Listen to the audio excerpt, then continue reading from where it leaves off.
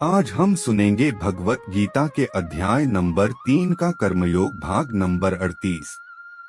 जिस प्रकार अग्नि धुएं से, दर्पण धूल से अथवा भ्रूण गर्भाशय से आवृत रहता है, उसी प्रकार जीवात्मा इस काम की विभिन्न मात्राओं से आवृत रहता है। जीवात्मा के आवरण की 3 कोटियां हैं, जिनसे उसकी शुद्ध चेतना धूमिल होती है।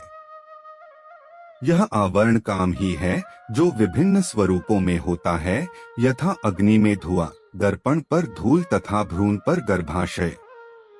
जब काम की उपमा धूम्र से दी जाती है, तो यह समझना चाहिए कि जीवित स्फुलिंग की अग्नि कुछ कुछ अनुभवगम्य है।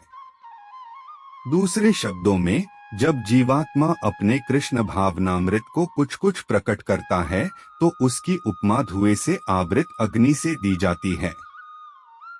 यद्यपि जहाँ कहीं धुआं होता है, वहाँ अग्नि का होना अनिवार्य है, किंतु प्रारंभिक अवस्था में अग्नि की प्रत्यक्ष अभिव्यक्ति नहीं होती।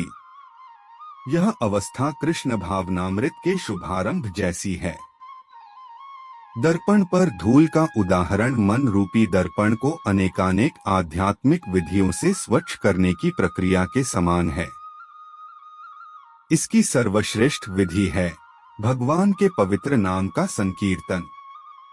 गर्भाशय द्वारा आवृत भ्रूण का दृष्टांत असहाय अवस्था से दिया गया है, क्योंकि गर्भस्थित शिशु इधर उधर हिलने के लिए भी स्वतंत्र नहीं रहता। जीवन की यह अवस्था वृक्षों के समान है। वृक्ष भी जीवात्माएं हैं, किंतु उनमें काम की प्रबलता को देखते हुए उन्हें ऐसी योनि मिली है कि वे प्रायः चेतना शून्य होते हैं। धूमिल दर्पण पशु पक्षियों के समान है और धूम्र से आवृत अग्नि मनुष्य के समान है। मनुष्य के रूप में जीवात्मा में थोड़ा बहुत कृष्ण भावनामृत का उदय होता है, और यदि वह और प्रगति करता है तो आध्यात्मिक जीवन की अग्नि मनुष्य जीवन में प्रज्वलित हो सकती है। यदि अग्नि के धुएं को ठीक से नियंत्रित किया जाए तो अग्नि जल सकती है।